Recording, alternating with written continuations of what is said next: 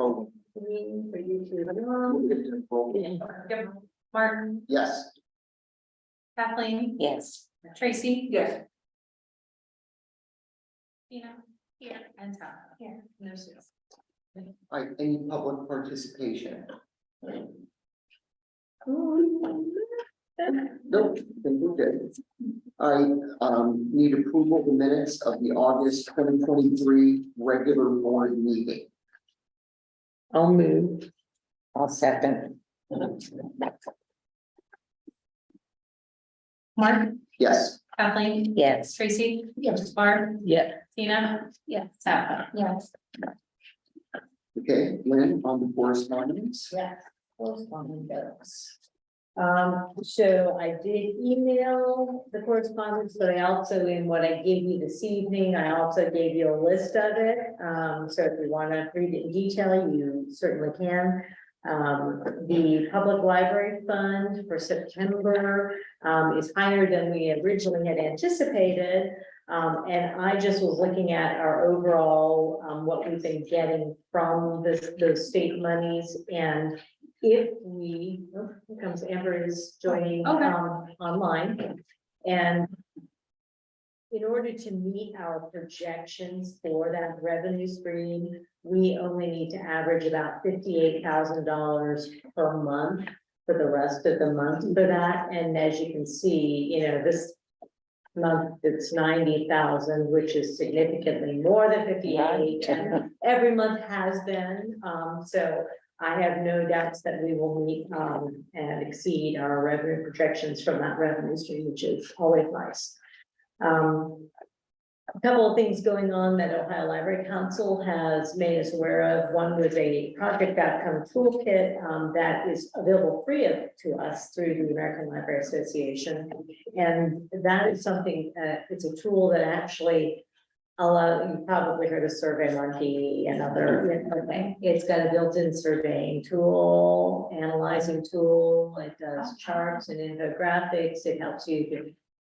It's one of those things that, you know, you don't have to piecemeal different software packages together, and it's specifically created for libraries. So we're going to start trying to work that into the things like big grants that we get and maybe for reporting purposes. So really excited about that particular availability. We've talked about the Read Ohio initiative, and then number 2C, the story time, the sensory story time training. This is coming at a great time because particularly in our Mount Orab Library, our youth programmer has been talking about developing a special story time for sensory challenged children. And so, you know, it's like, oh, good, someone's come up with some training and maybe some good specific ideas for that. So I'm really thrilled that we are on track with what's developing in the bigger public library world. Just a quick question. Yes, ma'am. Does the library ever contract with the Brown County ESC because they do a lot around sensory learning and paraprofessionals? I can't say that we have ever entered into a formal contract, but we partner with them for lots of stuff. We've done STEAM initiatives with them. We've been worked into grant things, the 40 assets. If you're familiar with the 40 assets, we were one of the first outside of the schools to. Nice. You know, Okay. so absolutely, we love the educational service. Yeah. Center. Okay. I was just, I know I'm learning a lot, and I know they do a lot around sensory learning and paraprofessional. And Yeah, they are a great resource for us, and actually, Amber, they love us too, says Heather. And Amber and I, boy, was this just before the pandemic, Amber? I don't recall. We went to their annual,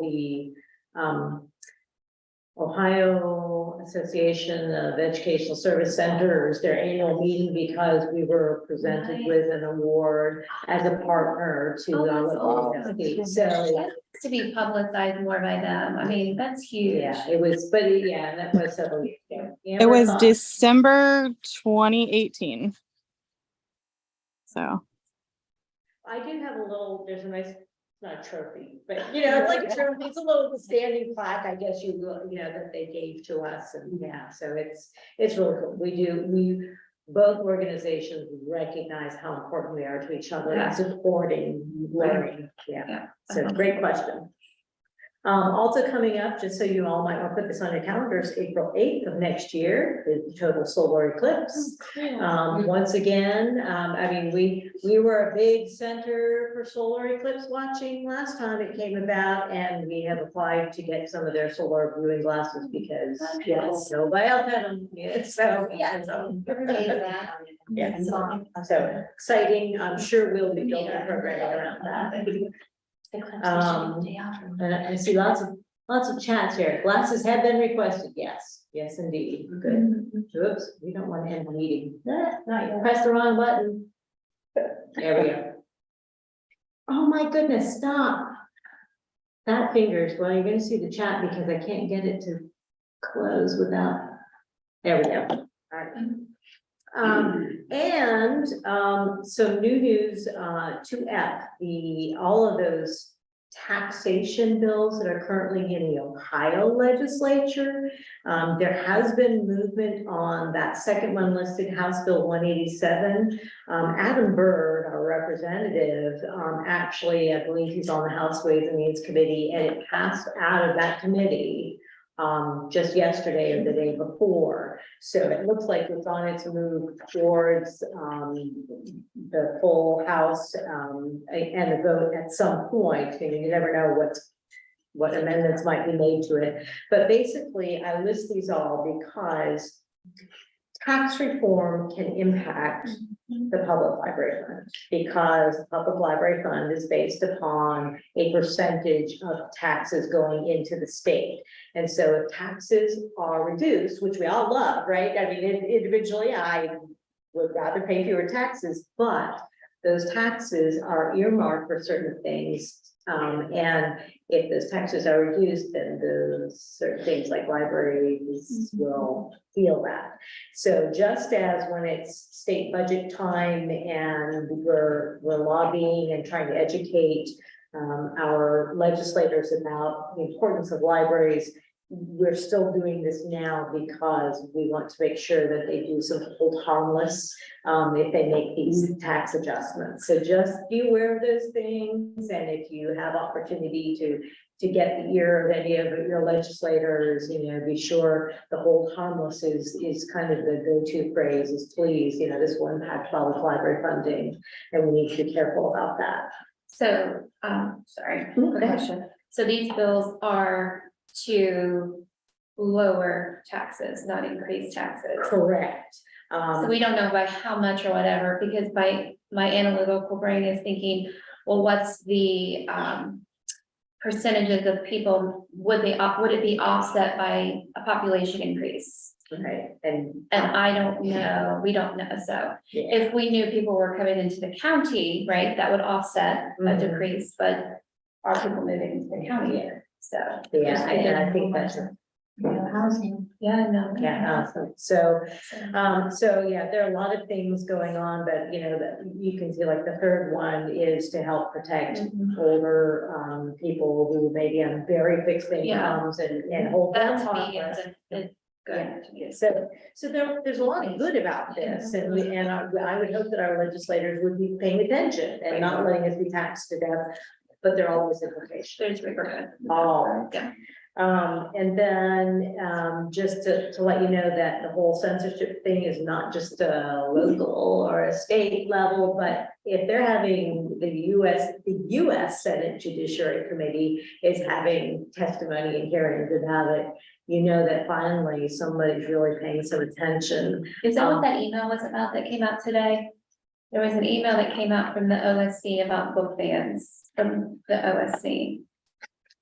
I wonder, I do not. did you? I It literally don't- just came today. Well, I was gonna say that it need not be by the time I did stop see on the news that the governor tested positive for COVID. Did you see that? I did not see that either. Oh, it didn't come out. Ohio Library So, Council. yeah, that's why we didn't see it yet. Intellectual freedom update. Yesterday, the ALA released preliminary data on 23 censorship attempts cross the S in advance of banned books week, which is October 1st through 7th. Yeah. And one of the things that in, at that, hearing, or in connection with OLC talking about the US Senate voting hearings, is that the data shows that in Ohio, last year, 2022, there were 93 attempts to restrict access to about 80 titles. The year before, there were only 10 attempts. Wow. It's a coincidence, Lynn. I'm sure. It's a coincidence. So, And I want to know what Dan book week is. Yeah. Sarah was- and I. I Yeah, was hold on, let telling, me, it's got a link in here. well, I was telling Lynn about it too. I get this email, National Councils of Teachers of English, and so it was a really like resources and everything. Like, so I was going to, I should have already done it, but I was afraid it was when you were on vacation and it would give you another thing so that you could share it out with everybody, because I didn't want to do that in case you guys wanted to look at it. But I had a lot of really neat resources, and I had it open, like I said, for like 2 weeks on my desktop at school, and then when I was absent last week, I closed everything down. So I was trying to pull it up, I can't get to that exact, I've got the email. Well, That was the link that was in the OLC. there's one, it was one particular link out of the email that linked to this really cool page, and so I will search for it. Yeah, that would be awesome. to I see. just didn't have time, and I found the email, but I didn't, it's now that I'm here, But so. do we know what it is? It's a Oh. week where you gotta just randomly ban books. oh, yes, anybody can come in and say, I want to ban this one, I want to ban that one. and- For a whole week, you gotta do that. Sorry, but that was, well, yeah. Okay. As it says, it was launched in 1982 in response to a sudden surge in the number of challenges to books in libraries, bookstores, and schools. So is it for banning books or against banning books? Says It's to typically educate and bring light to the fact that this is happening. And so we use this as an opportunity to do displays, maybe do programs, put stuff on our social media to say, hey, guys, Mhm. can you imagine that this book would ever have been banned, but it was, and that kind of Yeah, it says, thing. Yeah. Like many things, it can be a double-edged sword, because the more attention you draw to it, Oh, yeah. the more challenging. That's what I'm it is. thinking, right? So, People want to jump on the bandwagon. so we, like everything, we have to choose carefully how much time we spend doing any particular thing, because we have finite resources, and so we may have that out there, but my doubt is that, we're not throwing everything into it, because right now we're in library card sign-up month. So we're, kind of focusing on, let's get people to the library and using its resources, and not so much on that other side. yeah, so they're calling for Let Freedom Read Day. Yeah. It says October 7th. It says the freedom to read is under attack. Let's do something Yes. about it. Well, as Yes. long as we get rid of that evil Shakespeare, Mhm. that's my biggest concern. Who does he think he was? That the state that has the most complaints is Texas. Yes, It's interesting to me. Texas also controls like the textbook. Yes, I Publishing. Like, I don't know, They're, America, like freedom of speech. well, unfortunately, there's political overtures yes. related to the book banning as well. Yes. I'm gonna have to look into that, that looks really interesting. So that's all, just the one other thing, and we've dealt with this before, and it's something that the Personnel Committee will probably be looking at, is that the US Department of Labor is once again looking at that whole exempt, non-exempt salary thresholds thing, and how will it impact us, and so, basically, it's the management team level that's affected by that, and so we just look at it and decide. Usually we hold off until something is actually done, but the fact is that we have in the past, because there's multiple tests to determine whether a position is exempt or non-exempt. And so our management team members meet the other criteria, the kinds of jobs they have, the hours they need to keep, the levels of authority.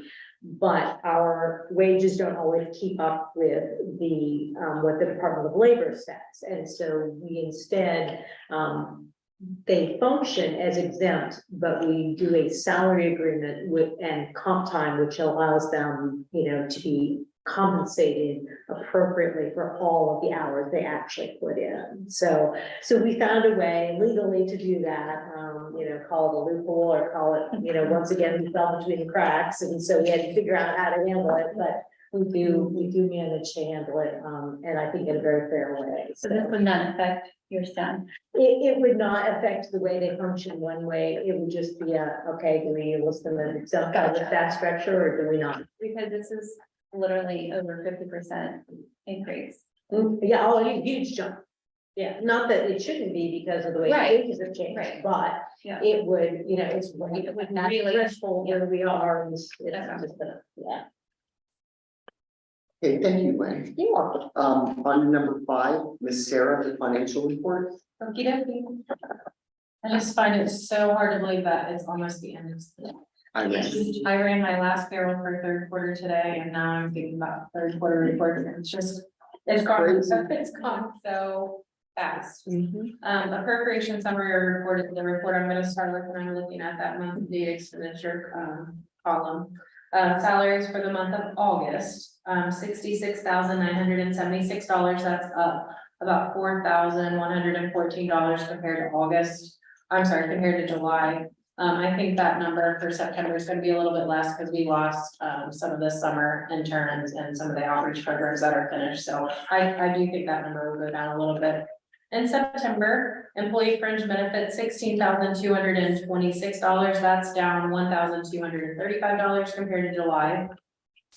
Purchase and contracted services, $15,653. That's down $20,000 compared to July. So that's a huge difference. But I would have expected that considering how much we spent in July.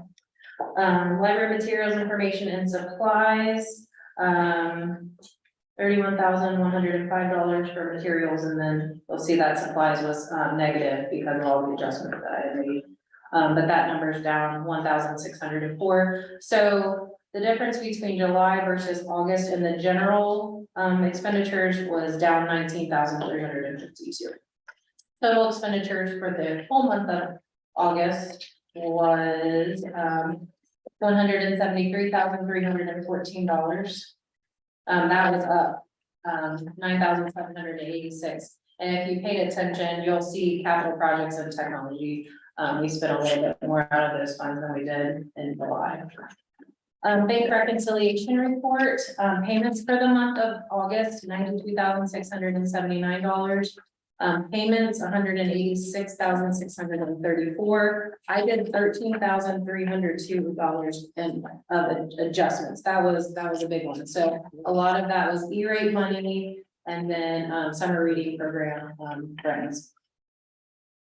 My receipts, we'll talk more about it when we get to the cash flow summary, but PLF was $71,876.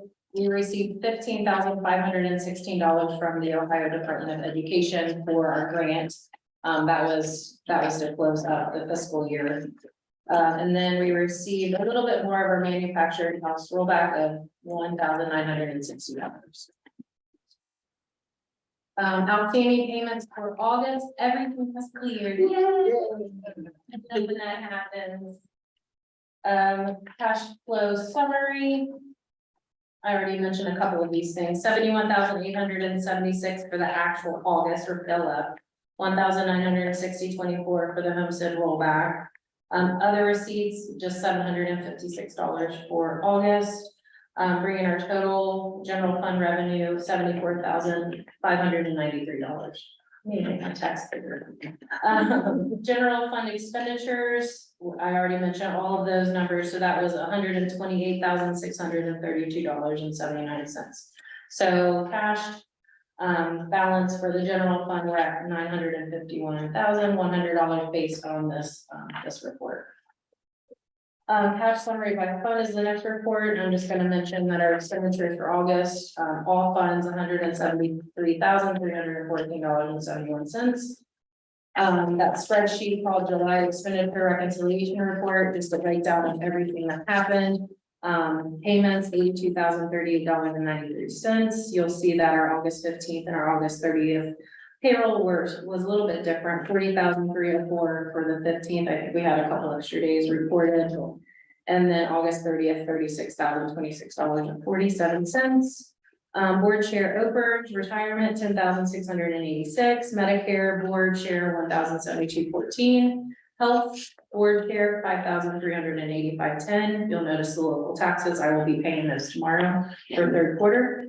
Health insurance for employees out of pocket, 1,340, bringing our total expenditures for August, 173,314.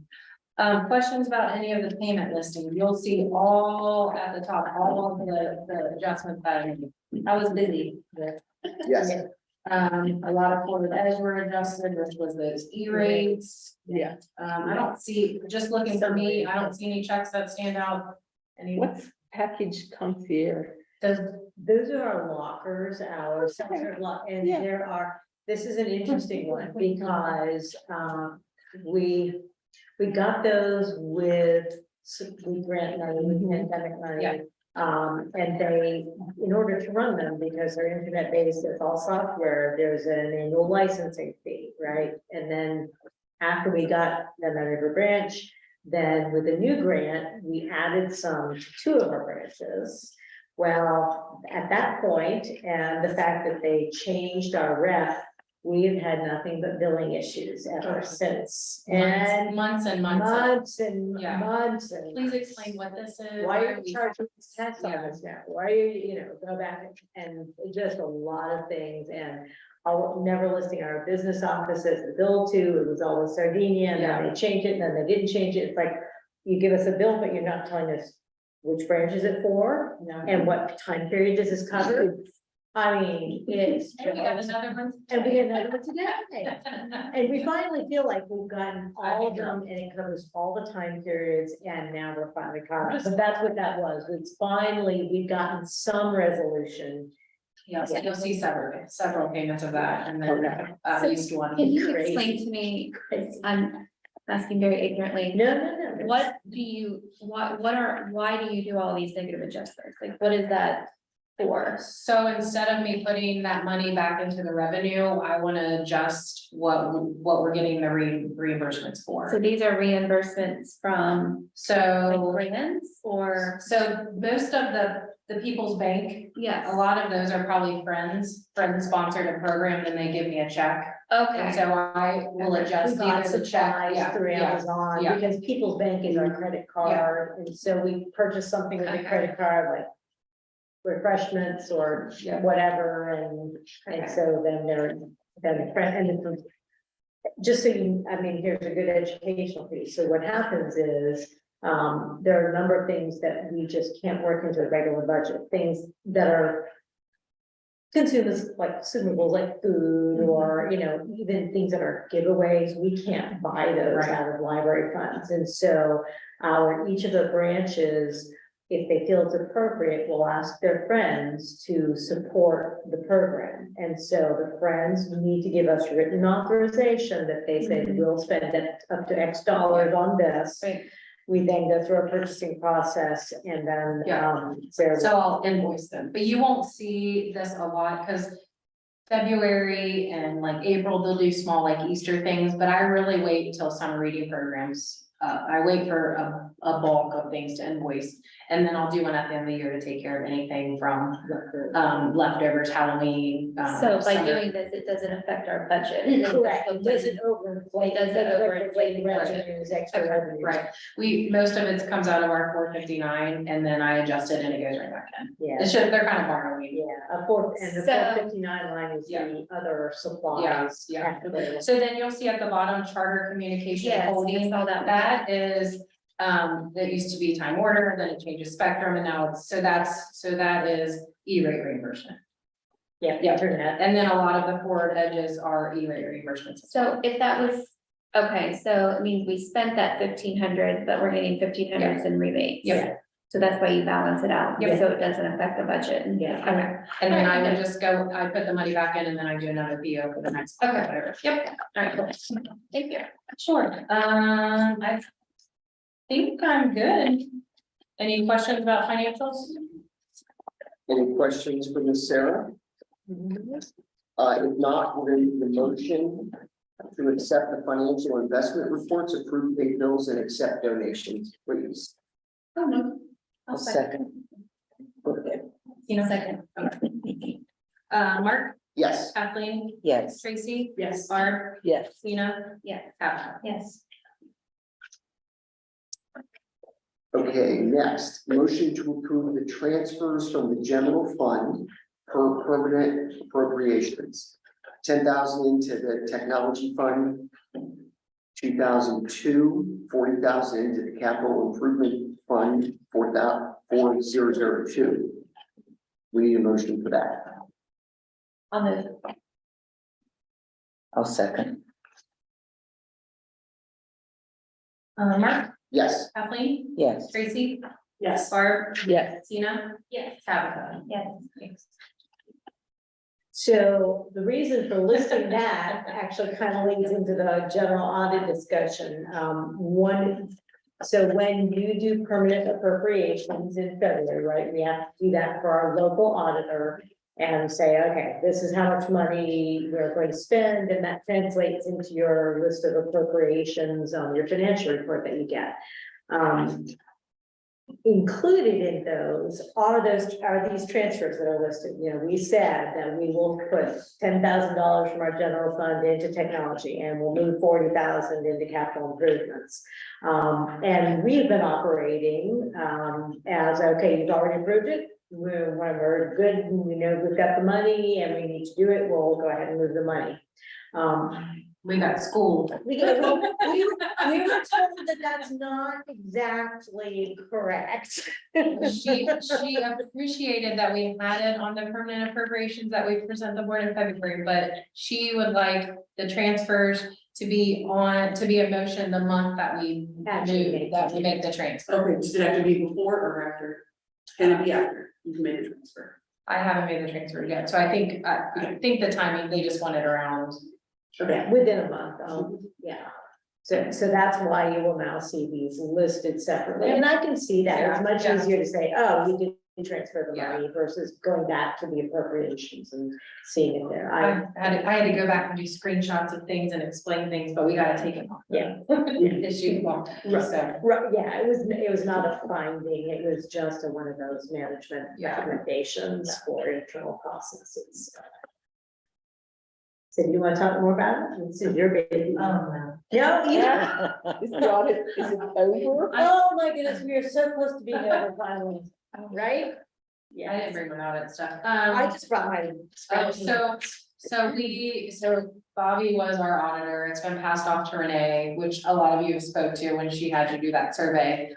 Renee's just kind of crossing Bobby's T's and dotting her I's, and we were sent just kind of a breakdown of a few findings, and then No, yes, no, no. not Issue- finding They issues. were management, so if you've done audits before, there's a management letter. If you have findings, Oh. you're Issues. But I don't know. just I don't remember. management, internal processes, recommendations about procedures, yeah. So, we received that when Lynn was out, so yesterday Lynn and I met with, we did a phone call with Renee and we talked through a few things that she had pointed out and, so we know how to move forward with things, so. The transfers was Yeah. one of them, Yeah. and Sarah did provide documentation, so she's actually taking that one Yeah. off of Yeah. the management letter.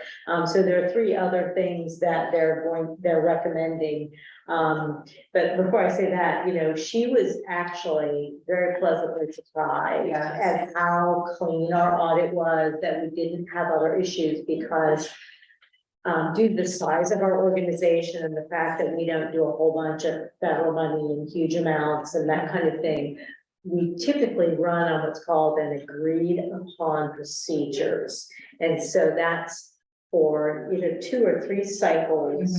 They do minimal testing. It doesn't go in depth at all, but this was a full blown, and it was the first full blown audit we've had in 9 years. Yeah, I was 10 gonna say years, 10 or yeah, 11. 10 or 11 years. Yeah. So the fact that it's been that long since they did all the way down digging, and that's why one of the reasons she expected to see more significant things. But also because there's been so much of change. One of those things, for example, is the public records, that's a big deal. Freedom of information, right? Being able to transparent. And that note will stay in because we were not aware that the fiscal officer, who is our records custodian, when we have our records commission and say we're gonna get rid of some records, actually has to sign an acknowledgement that they've received the retention schedule and all of that stuff. So we went, oh, so I suppose there's probably an example of a signature page. And She she sent us found one. So again, well, exactly, it's not a big deal, it's just a Yeah. procedural thing, Yeah. so guess what, it's going in Yeah, right. a manual, the fiscal manual, so that next time that there's a changeover, which will never be until long after I'm gone. We'll see after. Yeah, well, Just kidding. we'll be there. No, she just kept reiterating how good she thought our audit was, especially since it was my first one. Yes, yeah, And she said COVID has changed so many processes for Yes. them and, they are behind, they're behind on Yes. audits because of all the Yeah. craziness, so. And audits are a blast. Oh my gosh, it's been going on since March. yeah. And then the other thing that was a procedural thing, I guess, more than anything else, was purchase orders for really it's more for like credit card things, doing super blanket purchase orders that will be good for the whole year. And that way, because with credit card, particularly anybody who buys from Amazon, it's price of the minute club, right? They change up and you never know how much we're going to pay until we actually place the order. So there's no way to open a purchase order beforehand and know without having to know where every purchase order we open, we're going to have to then adjust. So if I authorize the purchase request and Sarah authorizes it and I say, go ahead and place the order on Amazon with credit card, then when we've got the printout of the invoice, that's of the actual cost, then Sarah can immediately go ahead and do the purchase order. So For the exact amount. for the exact amount, exactly. So no messing with it. And it's, again, we have authorizations. No, not just anybody can use the credit card, it has to be all approved ahead of time. But there were some recommendations about using larger kinds of purchase orders to handle all those things. So then just doing a line for an order and then going back to that same purchase order and. And reducing it, Okay. yeah, so, there's a balance there because if you open up, let's say we opened up a super blanket purchase order for the credit card to handle Amazon purchases. Oh my goodness, do you know how much money we would encumber and remove from our budget, our appropriations up front? That would make it look like we spent, I'm exaggerating, but half of our budget, in the first month. And so we're gonna have to play around with that to see what will work. But the thing is, it would prevent us from getting in the position of that crossover between the years.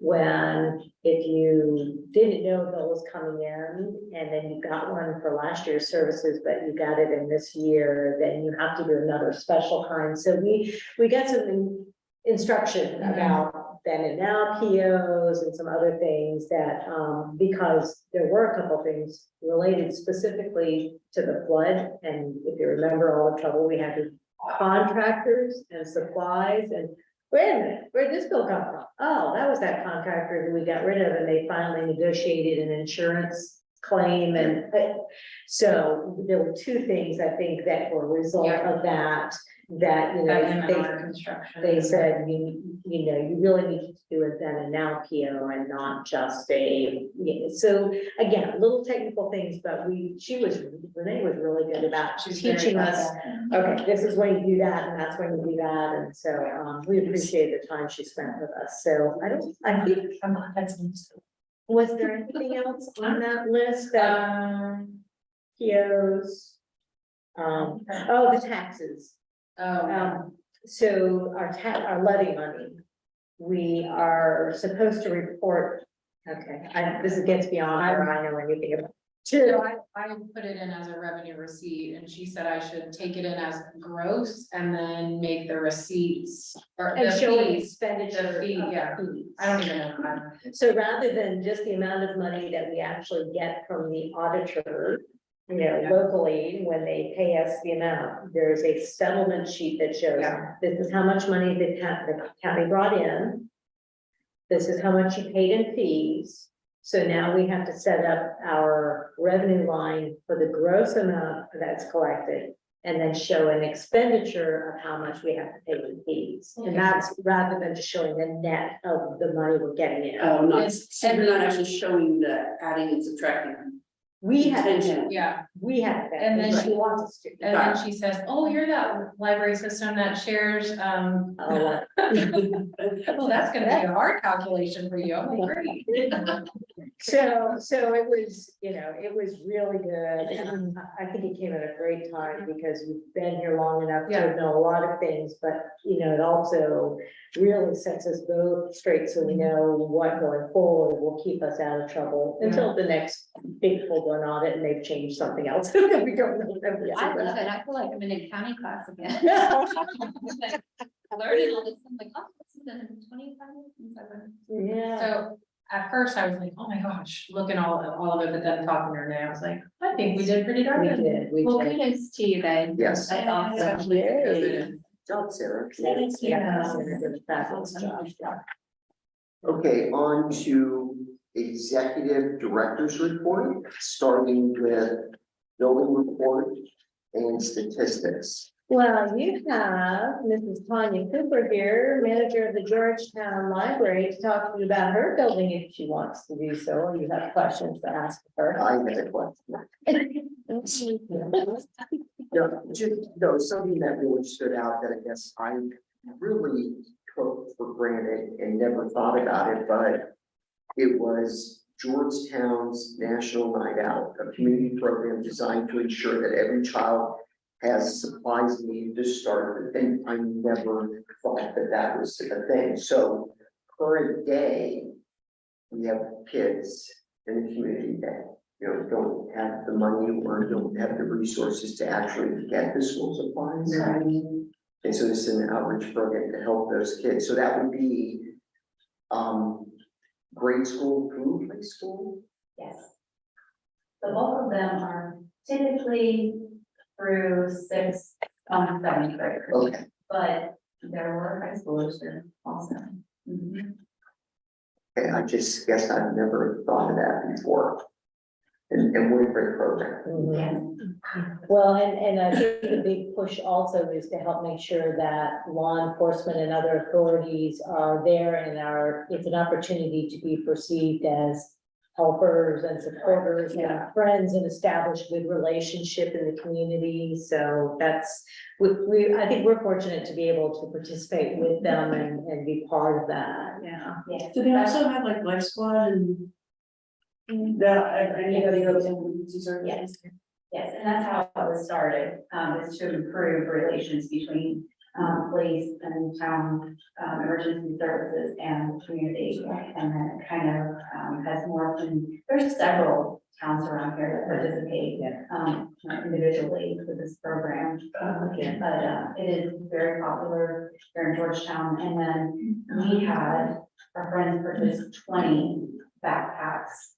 And we had materials that we put in there, and we gave those away here. They were gone, within about 15 minutes. We just, advertising for in-house use. We don't advertise on social media or anything. And those, we'll start that pretty quickly also. So there's a huge, Very much so. And it's just whoever needs it, there's no questions asked. Yeah, there's And no you're forms. trusting people. And the kids do have to be present.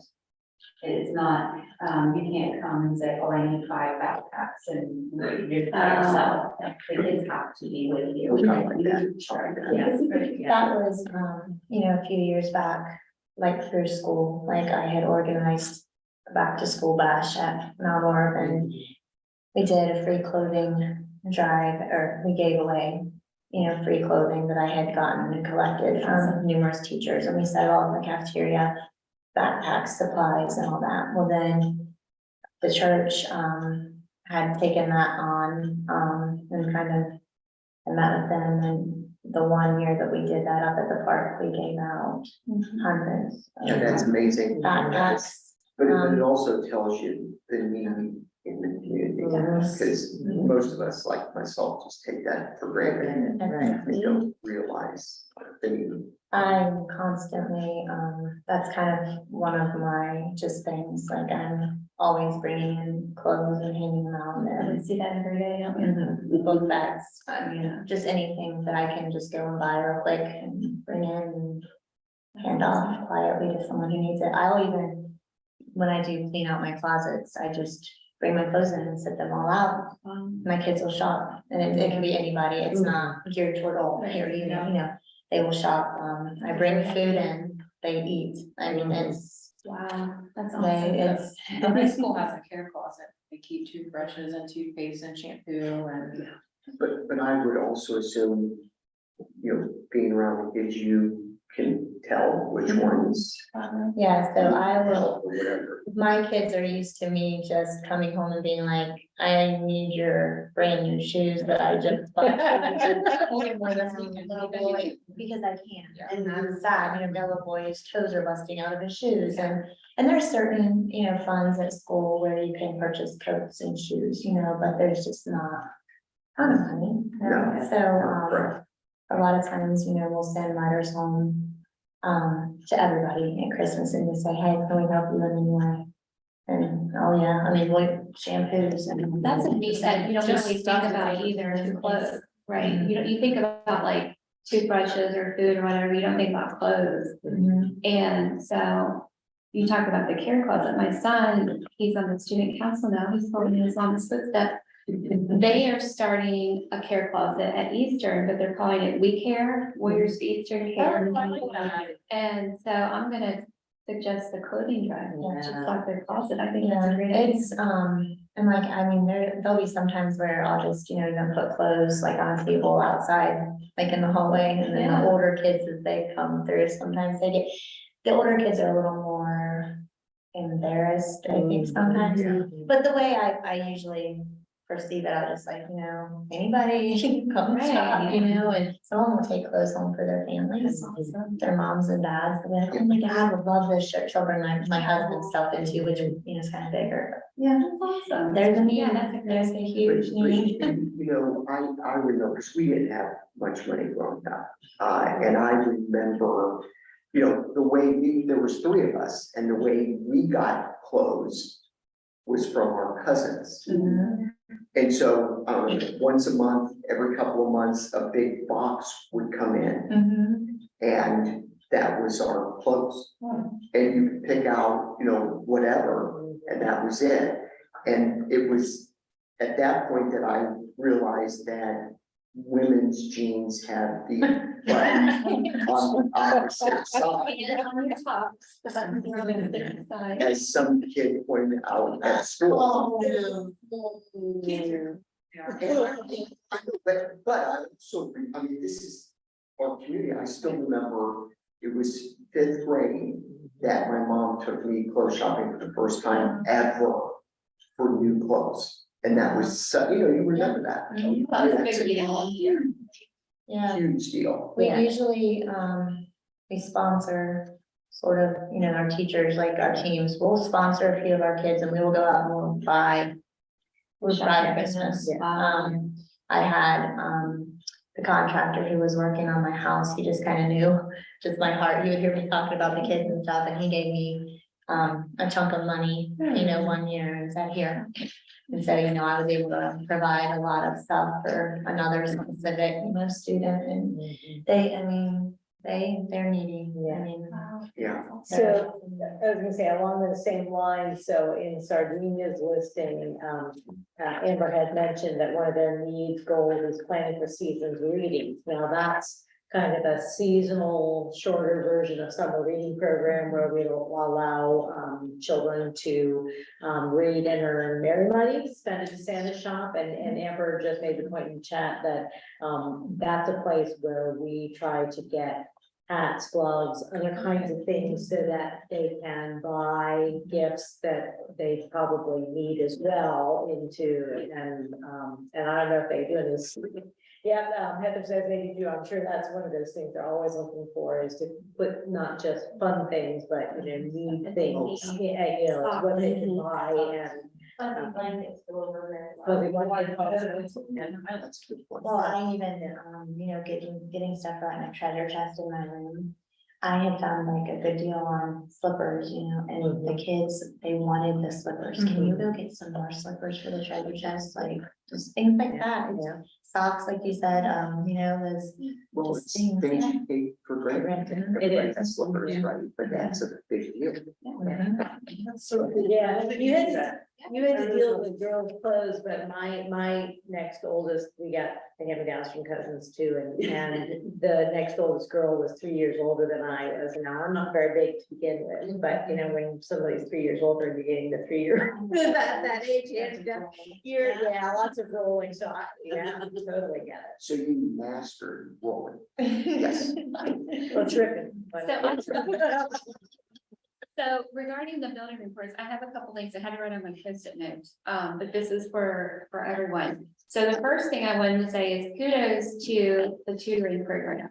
I just have to tell you, I was in tears talking about this. So Pierce needed a tutor, and I can't remember his name. I think it's Jan, reached out to me, and this man is amazing. He is, I feel like God just sent him to my son. They're gonna be starting in mid-October, but we started talking, and he has a Christian education background. He's also a professional writer. Just his credentials are just amazing. And literally one of the things, because Pierce and I wrote down goals, I was like, what do you want to accomplish in 8th grade? And he said, Mom, I really want to focus on my writing. This is before he even called us. So I just want to say kudos, thank you, Amber, Lynn, whoever put that together, because I'm super excited. I know he's going to be amazing. We're going to be meeting in non-work. Yeah. So I wanted to say that. Second thing is a suggestion. If the directors want to take it upon themselves to do that, but I see the events all the time on Facebook, which is awesome. But they're not as events, and I'm one of these people that I like events because I get reminders. And I didn't know if there's any way, because I saw the seasons readings, I saw that today or yesterday. Could we put those in as events? Because I feel like if I don't write it down, I forget about it. But you can click it. But I can click it and say interested or going, and it'll say, hey, you've got an event this week. So I don't know if that would be, You know what, that's a fabulous thing to give to our public engagement coordinator to. Yeah. Bring up. is that who does all of that? Yes. Okay, and- because I see all the time, I see them in there, and I'm like, this is awesome, I and really I- like it, I want yeah. to click on. I know that earlier on, and of course, we all know how quickly social media changes, but earlier on in our use of it. There was a big discussion, what do we make events versus what do we not make events? So, but it's a great time to bring it back up and Okay. talk about it. Yeah, I mean, like, Absolutely. yeah. So, like, I saw the teen night for Sardinia. And if I could hit interested or going, I could it would pop up in my calendar. So I could say, okay, Pierce is available or he's not available. So just an observation. Yep, absolutely. We can bring that back around. Yeah. Glenn, you want to go over statistics? Sure, so August tends to be a slower month. Well, I can't put it out the chat, we just have to deal with it if you're looking at the TV. Tends to be a slower month, but that's also school open houses when we're going and participating in those kinds of things. But it's also when the 4 youth programs take their much needed breaks from summer reading programs. So a little bit of that activity typically slows down. When I look at this month's totals, I see us still absolutely on track to exceed a lot of what we've done in the past year. One thing which you don't see broken out here, but one of our services that's kind of connected with the tutoring, but is not a result of it, but we've had Brain Fuse, which is an online tutoring platform. And while that typically is not used much at all during the summer, which you kind of expect. The numbers that I looked at for June and for July and August reflect that tutoring program. I mean, the numbers are, you know, right up there in terms of what happens during the school year. And this is all thanks to that Department of Education grant, which is funding the tutors. And yeah, you know, we will agree that, Dan is a great, that he's been a long time library patron, and so, he's fabulous, he really is, so that's exciting. Yeah. The other thing that you will, perhaps note in here is way down near the bottom in the category called patron accounts. Once a year, our consortium, does a culling of the patron database. And that did take place, and so you can see that the numbers of accounts deleted are much greater. Now, that does not include any accounts that maybe only use digital things if they have to be authenticated, you know, when they use our digital resources, those are valid accounts, they do not get wiped away.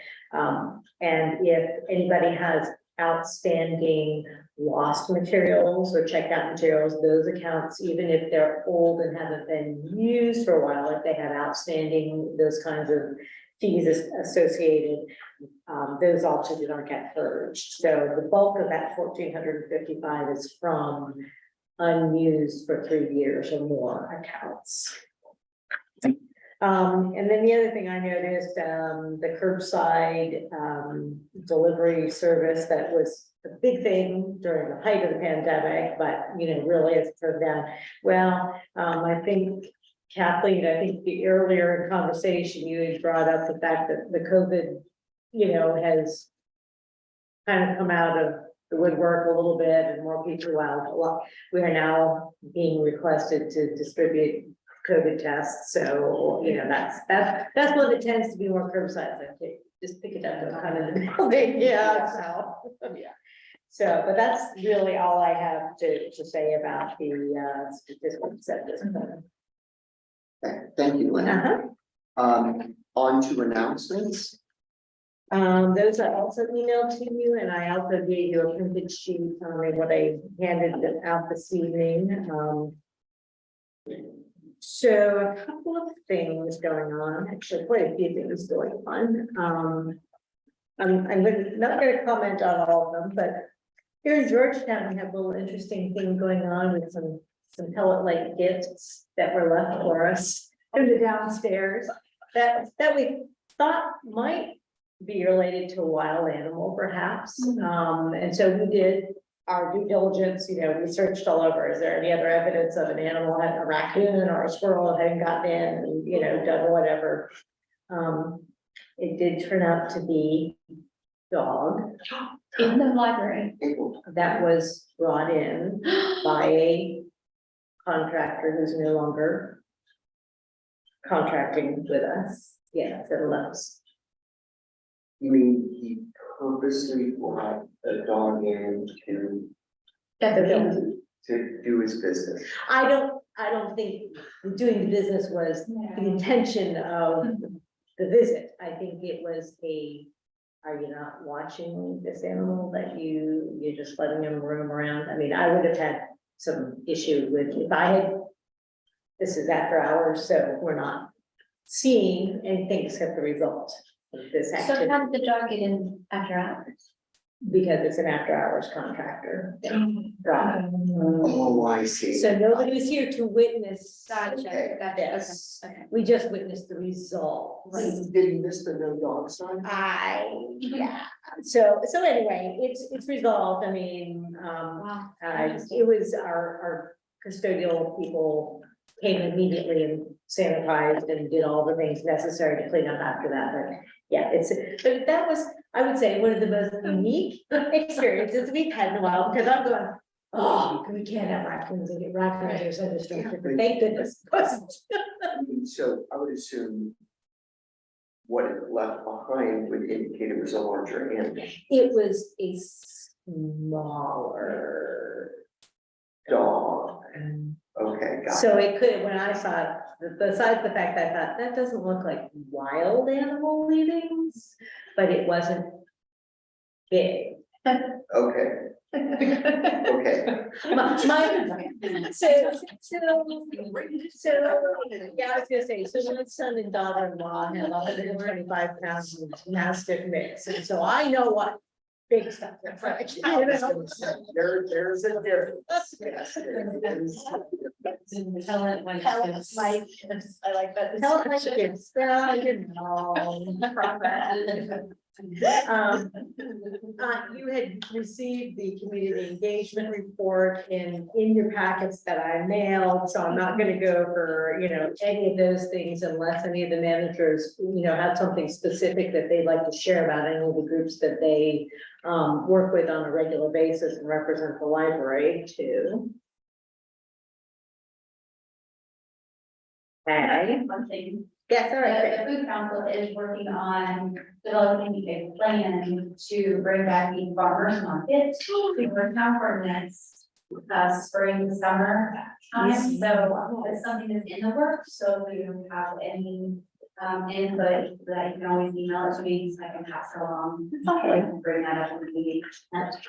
So how long has it been since the farmers market? It's been several years now, yes. 10 years, 20 years? No, it's been that long. Yes. I would say probably, yeah. Okay. Yeah, that sounds right.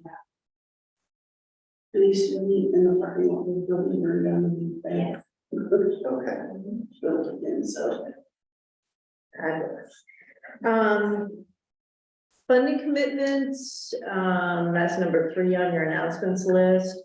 The first 3, A, B, and C are things that just are ongoing, so I'm not going to talk about those, but we have had some updates on some of the other ones. So D, the Appalachian Community Grant Program, this is that $500 million that the governor set aside for developing Appalachian areas. And way back when we met with, we submitted an application to our county, who was trying to coordinate all the things going on in the county so that we would be making more apt to get funding to the county. And through that, we were assigned a state planner because the state set aside some of its money to pay professionals who would help us, because, those of us who need the money usually are not in a position to be able to do all the things that we need to do to get the money. So these planners, Heather and I met with one, I think it was in April, an engineering firm, and all the information, we provided documentation, and he said, well, we do the outsides of buildings, and we work with another group, an architectural firm that does, building design and that kind of thing. So if you get to that point in the process without being redlined, we'll have the next conversation, because our project will be to establish community centers, basically expanding our buildings. I'm sorry, Georgetown, you have no place to expand unless we buy out the neighboring properties, which we haven't done yet. We don't want any more elevator up. Yeah. No more. So. Yes, the sidewalk to parking lot, absolutely. So, so for those 3 other branches, we looked at basically double the size of the branch and make it a big open space that we could use for the library, but also that could be used for local health organizations coming in and doing vision screenings or sports physicals, or, whatever other thing the community needs to have done, because we do not have room in our buildings now.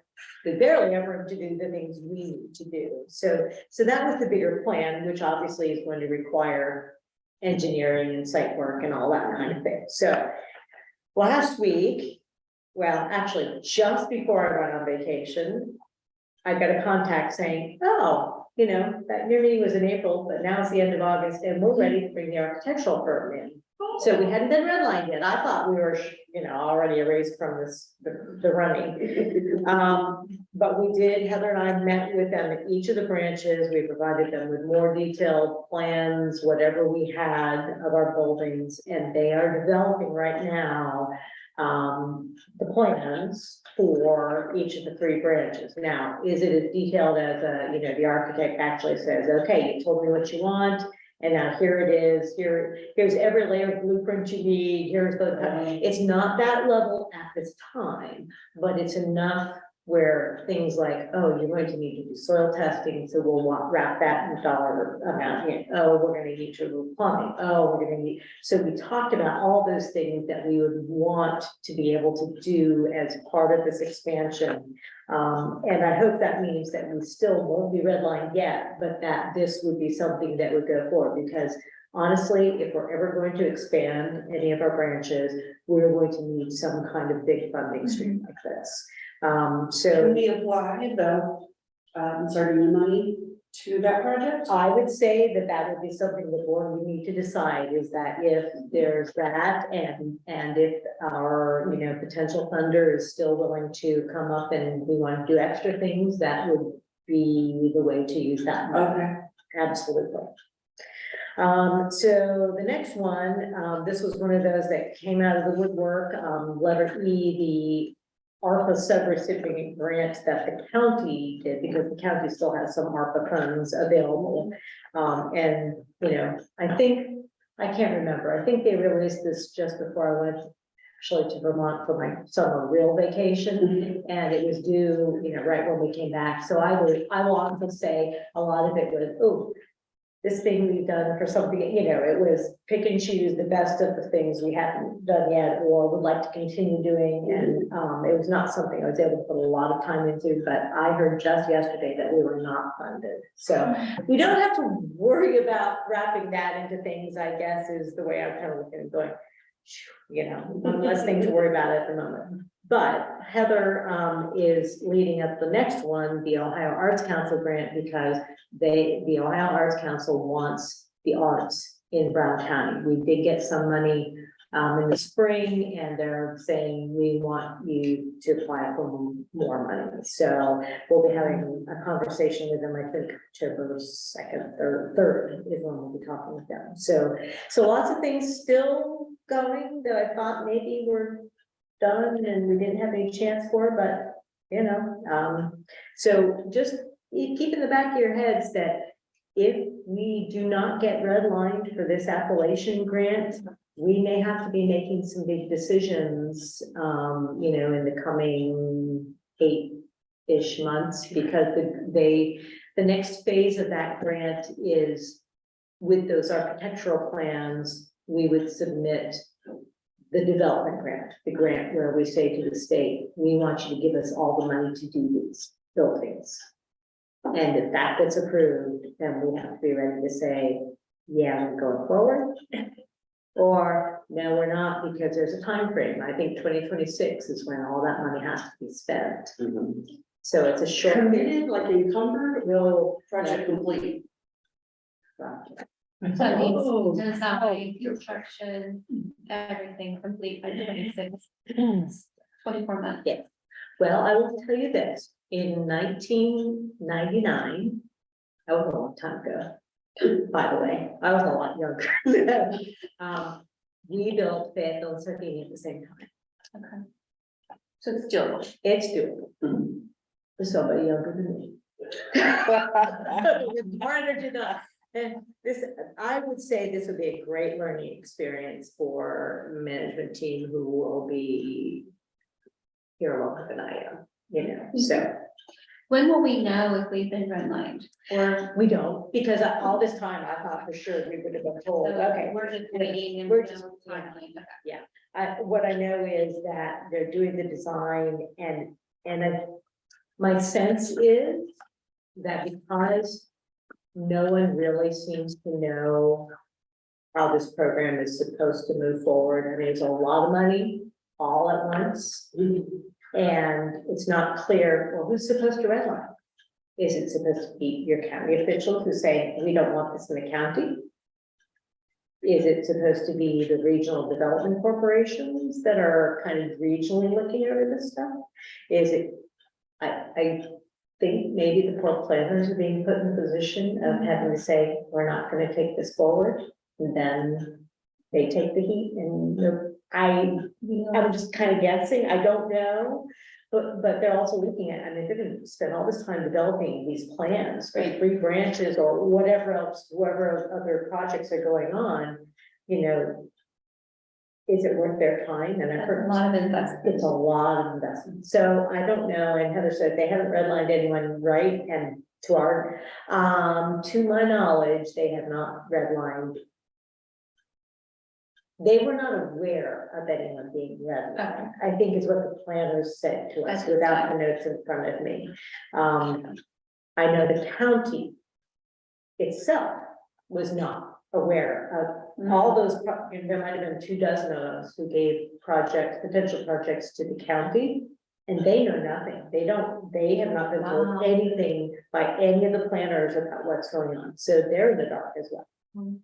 So it's Interesting. confusing at best. I know we tabled this, but I mean, as far as the timing, it kind of coincides with our strategic planning and direction too. Like it kind of all like fits into the same thing, like a total, like, Yeah, we're going into a cocoon. How are we going to emerge? there's a lot of potential. Our Yeah. library system has a lot of potential right now. And Exciting. it's exciting. It is. And I'm going to tell you something that Tanya's heard me say this, you know, now and again over the years. We need to stop biting off more than we can chew. Because, you know, in some sense that's shooting ourselves in the foot and it stresses. I mean, we only have so many people, we can only do so much. So that's one of those, that's why I say, we're gonna have to have some difficult discussions about, you know, if we keep on going through this process with this particular grant, what's too much? What's the focus? Yeah. Like, yeah, the questions you have to ask is what is the cost benefit? What's the opportunity cost? Is the cost that we're putting into this, is it going to bring more people to our programs? Is that the most effective use of our time to achieve what our goals are, right? What's our vision? What's our strategy? And so that's why this kind of works together with that, because you have to think. Yeah. Does adding additional space help? Absolutely. But is that meeting what our goal and strategy is? Or is there something else that we could be putting our resources into? And I think any of the branches would say, we need more space. Yes. We need more space to do anything. I mean, you know, and Yes. Every program you go to, like, oh, they need more space. Yeah, About it. exactly right. And, you know, not to make this any longer than it needs to be, but I also want to point out, well, actually 2 things. Number 4 is, and this was in your packet, you got a copy of the Gifted and Talented newsletter from the school. Page 3 is all about libraries, your public library. Thank you to Farron who wrote that. That's wonderful. We're so grateful that somebody is seeing, you know, what we are doing as a contribution to our communities. And then number 7, Heather and Amber, of course, I couldn't go because I was on vacation, but Heather and Amber represented us at the Brown County Soil and Water Conservation District Awards, where they honored the library as a friend of conservation, because we work with them regularly and have for years on programming and providing that kind of opportunity for our, and her son comes to all of our programs. Who's that, Danielle Thompson, Heather? Her son comes to all of our programs, is what she wrote in the chat. So I'm not sure. Might be mine. Might be yours. Well, I don't know where it came. Oh, the gifted are, Yeah. okay, so the person obviously had personal experience, so that was great, so. So yeah, I wanted to point that out, that's a big deal, and if you ever doubted that what we're doing is having an impact, I think we've seen some real visible evidence that it is, so. Any questions about any of the other things? We've had a lot going on, let me just say, a lot. 3G, is that in regards to the Shelton Trust or is that another? 3G is about a different trust. That is, yes, a former friend of the library, patron, I believe she might even have been a trustee at one time who left a charitable trust, and so we had to file some paperwork, and we'll see what comes of that. Oh, wow. Wow. Like I said, all kinds of things going on. Well, thank you, Lynn. On the committee reports, Personnel committee was scheduled to meet, but because of unanticipated obstacles, we were unable to meet today. Literally. Well, we're down one member and then one got tied up in traffic. So Coming from Middleton. okay, well, that's an update. Thank you. That's Thank you. what Appreciate happened. that. All right, number 6, House Bill 257, virtual meetings of public bodies. Let's discuss. yes, let's discuss. So Ohio Library Council, of course, we had virtual meetings during the pandemic, right? We had to have virtual meetings, and we had been letting the legislature know ever since that, there's a lot of benefit to being able to have virtual components, at least, if not all virtual at some times. I mean, there's benefit to us all being around the same table as well. Yes. But as they are actually now moving forward, the legislature is moving forward, there's a House bill about this. And, Ohio Library Council is keeping their fingers, toes, noses, everything in this to make sure that, they are being responsive to what really would work for public libraries amongst all the other bodies that could apply. They want our feedback on what is proposed in this bill. So I went through and looked at this, and out of those 7 items that are listed, we do numbers 2, 3, 6, and 7 already. Okay, so those are no-brainer things, that we would not have to do anything different in order if this went through as is. And that would be providing access, for example, right now, we're live streaming on YouTube, on our YouTube channel. We take all of our votes by roll call, so no question there. 2 members of the public body, this is number 6. If we had to have an in-person, 2 members of our board would have to say, we want to meet in person. That's also not. And that versus in person. And that forces in Got person.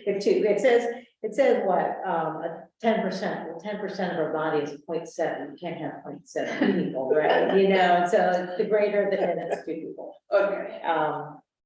And then, obviously, if there were other legal things that made it so we could not meet virtually, then we would abide by those guidelines. But the other kinds of things, are things we would need to think about, and might impact how we feel about those being the parameters for meeting virtually. So, for example, number 5, I think is the biggest one, is it says you cannot hold a virtual meeting if you have major non-routine expenditures, significant hiring decisions, or are voting to support a tax levy. And I'd say, what constitutes major routine? What's major routine expenditure? What is significant hiring, and obviously the tax issue is not, but those would be things that I think OLC would need to hear from us. What do we consider major? What's routine, right? And what would fall into that major non-routine that would make us have to do public? So this is not just people having public access for us to actually conduct business virtually. Yes. Okay, Yes, all right. Including voting? including voting. Okay, so this is more about us than the spectators. Yes. Okay, so my concern / question, are we doing, this is just kind of throwing it out there. So right now in Brown County, 14% of the county does not have internet access. So are we providing viable means if 14% of our constituency cannot call in or view the meeting. Does that make sense? If we come to the meeting, Yeah, I'm just saying if we hold it virtually. well, could we just say that if you want to sit in and watch it, one branch is open? That's what I'm saying. Could we And put that in there? branch- That it has to be, there has to be a public accessible place that people could view it if they can't view it from their home. I'm just trying to think of like how we can be fair. Or can the OLC provide, well, no, because they can't, even if they provided a portal, you still have internet access. So, but a portal would be a very universal way for all library councils to use that same portal. Like some people don't have Zoom, or they may not have Microsoft Teams or whatever, or whatever other methods we use. So if there was a specified portal, but you still have to have internet access. Right. So I will just say, and I totally agree, and I would say that probably more than 14% of our county does not have Yeah, access. I know it's like for to- broadband, it's like 30% Well, or more. and that's, if you wanted to see what was going on, Right. and not just hear, you would Right. certainly need greater. Yeah. But in my 26 plus years, the number of people who have come to a library board meeting. Right. I can count on one hand. Oh, I'm sure, yeah. Right. I'm just thinking for the OLC to put something in there, In not there, necessarily for right, our county, right. but for other counties. It might be more, there may be more big presence, like it may not affect Brown County, Right. but for the OLC to think about like, what's the universal range for accessibility, or, I don't know. That's a good point. Interesting though. The only other, the other big thing, and this is where, so number 4 on this talks about if as a member of this public body, you wanted to attend virtually, you have to give 48 hours or more notice. So it's not one of those things, you get stuck in traffic, or whatever it is, you have an emergency and you need to be from home, you have to have given more notice than that.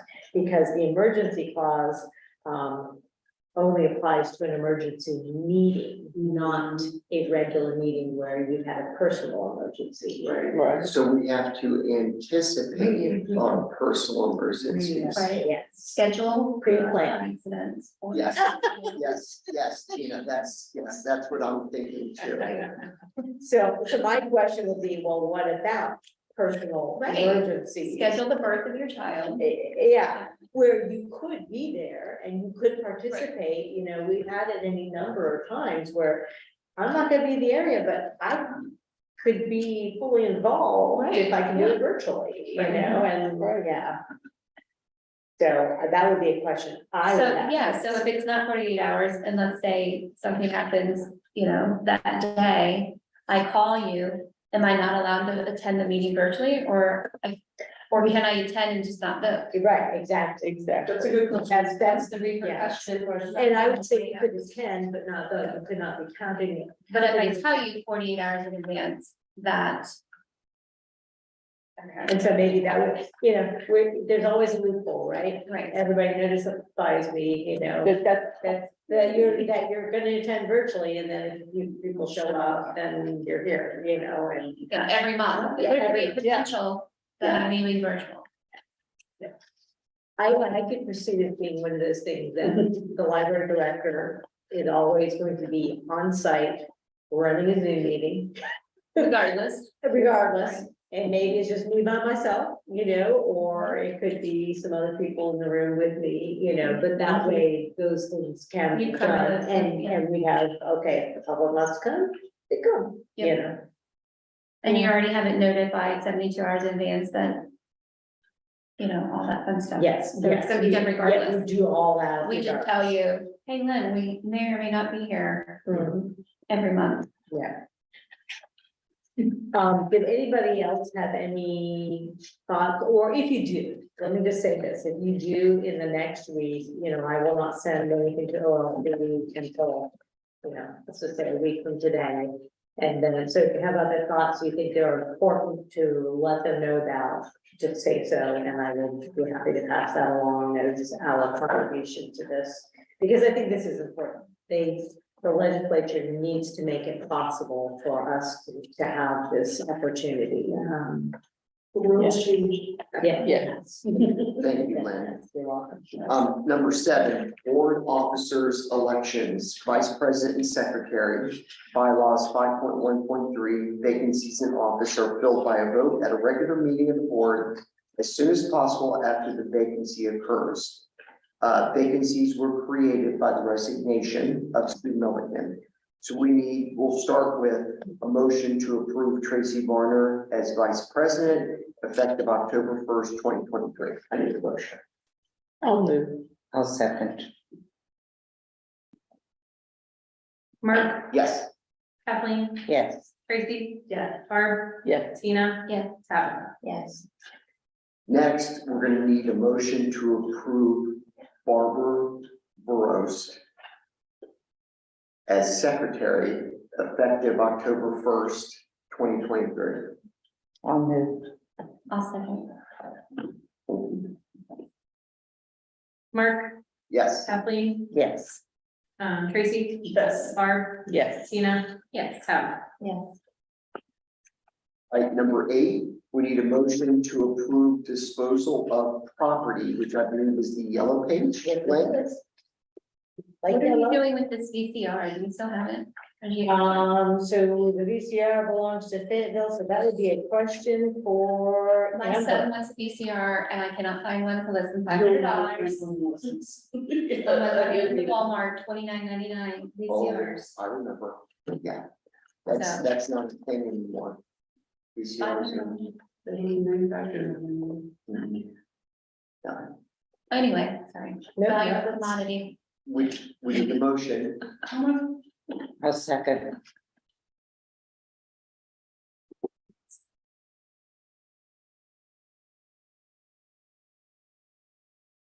Mark. Yeah. Kathleen, Yes. Tracy. Yes. Barb, Yes. Tina. Yes. Tabitha. So you can see just from the list, Amber in both of her branches has been doing some fall house cleaning. Yes. I don't know, it's like, oh, it might be that Christmas tree. Yeah, well, you can just get in touch with her and see. I will. It might be. You never know, I might need a paper sorter soon. If you come up with those things, or you can get in trouble. Oh, I'm getting worse than my mother. Okay. All right, number 9, a motion to approve the contract with ProHill for pest control services at all branches, November 1st, 2023 to October 31st, 2024 at $14,000. And this is unchanged since 2017, which is amazing. Wow. That's He's amazing. been really good to us and yeah, and so I know it's a little bit of a sticker shock, and this is bed bug treatment, so that our buildings are fortresses. Anything that comes in, it will die if it comes in. And that's 5 buildings, right? And, well, 4, yeah. yes, exactly, that's 4 buildings, and it's quarterly treatments. There's a little bit of difference in between quarterly treatments, but yeah, That's worth it. we had no issues since we started this. Yeah. Awesome. That's amazing. Give me a motion, please. I'll move. I'll second. Mark, Yes. Kathleen, Yes. Tracy. Yes. Barb, Yes. Tina. Yes. Tabitha. Yes. Number 10, censorship in public libraries. There's Lynn provided us with an article list from the Guardian, and then Tina's letter. Yeah. Quote of the week: "The books aren't the problem. We are." I'm quoting Is it Tina. not true? It's I mean, true. this is- I'm quoting Tina. Yeah. Yes, that was an excellent one. Yeah, Excellent. and I thought since you had read it last month, I would Yeah, make sure people had it. Yeah. Yeah. And I didn't realize we got a new option for ChatGPT. can't decide which books to ban, leave it to, I didn't know I could go to ChatGPT. And ask them to recommend. Well, What is ChatGPT? oh, it's an AI. Oh, AI. Yes, yeah. Okay. So, Which Gotcha. we use a lot. I was- at our company. I'm sure you do. I have tried it out with a couple of things and I just do not, it's, it's smarmier than I am when I am really on my game. I don't like what it's doing. The number one use in the United States right now is planning vacations. Really? 30, yeah, oh, they ran a super cool news flash in the morning news about 30% of Americans currently are using ChatGPT to schedule their vacations, which the Millers have done. It is the coolest thing in the world. We did Cincinnati, Ohio to Portland, Oregon, and it tells you travel time, where to stop, places to see, plots That's out awesome. literally the whole thing. It's crazy. Yeah. So Heather, put in the chat, we gave it a try. I'm assuming she's meeting her, at her branch and it actually gave us a really good explanation why censorship is up to the person. So, You know, good rationale, yeah. people use it to respond to emails. Cause I have so many people email now, Oh, yeah. and then I save it, Yeah. and then I use it as a Yeah. template and I do the same thing. Yeah. I'm like, I said something very similar and I look for that. Job descriptions. Yeah. Oh, yeah, letters, all that. Yep. Someone else is working the. Yes, exactly. Well, I will just tell you, so I work in branding new pharmaceuticals and you're gonna start seeing like people's testimonials, like this drug works for me. Those are not real people. Mm. We are using AI Mm. people To to do sell drugs, to sell drugs. I get on the train. I mean, that's the future. It is. I mean, it It's just. scary. It is. And you could just put into there like, I need a man in his 60s with a beard, African American or Hispanic or white. And it'll just create this person for you. To That's meet what crazy. demographic you're getting. It's unbelievable. I'm in, Yeah. so. It's interesting, yeah, I will say that. Maybe I like to control my words a little bit more. I feel like it's plagiarism. I feel like it's plagiarism in my opinion. I mean, I don't know. If you don't have time to take a potty break. Oh, you know, and I get it, I Yeah. totally understand, and not that I haven't used it, but I just, my assessment is. We How can do get you- rid of 17 of these adjectives, and, yeah. So okay, sorry, real quick and we'll move on. So let's say I'm in college and I'm writing a paper and it writes it for me. How do I cite my reference? AI? Or do you claim it as your own writing? Well, that's a problem. It is. It is. People really get caught, and then they're gonna get busted, and then they'll realize that it's not. Well, they said there's a program that will catch if your paper's been written by ChatGPT. Yes. Yes. Oh, They said okay, it's so already- there's like a little. It's on the outside. It's just telling some teachers like, no, you can figure it out, like, Oh, yeah. but you can program it in, you can say, like, I need a paper about this written. By an 11-year-old, and it'll make like mistakes an 11-year-old will make. And then you just. That's what they told us at our teacher That's like in service meeting. Wow, that's really I've not tried It it, is. but they. Limitless. That just makes me think, anybody ever watch Star Galactica? I watched The them. original? Yeah, I've seen them like that. And those, all of those AI things, they kind of got real smart and started to mess with everybody. Well, 2001 Space Odyssey. Oh, Ow. Yes. Oh, yeah. oh, yes. How? Yeah. And the list from the Guardian, I just was really curious to see what's out there in non-library land, what's out there in the general public and what are we seeing? And one of the things that struck me about this list, you can see it's just a chronological, list of some of the top headlines. But the different, here's this going on in Saudi Arabia. Here's this thing happening in Lebanon. This thing is in Australia. It's not just us. There are different things going on everywhere. But the different kinds of things, the Barbie movie releases, or, it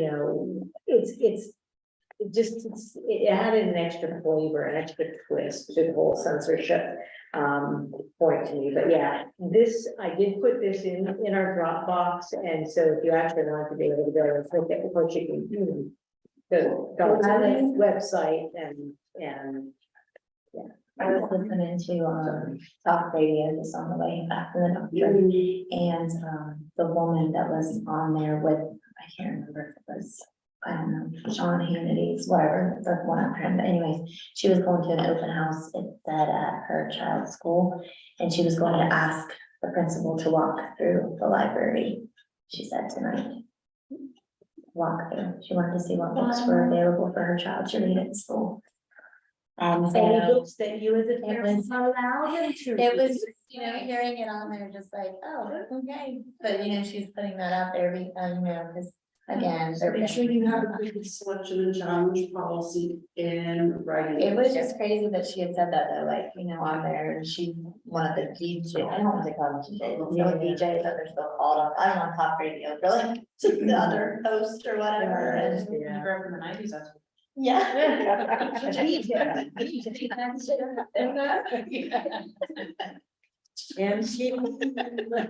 All right, so we're on to number 11, which is a motion to enter executive session concerning the employment of public employees. I'll second.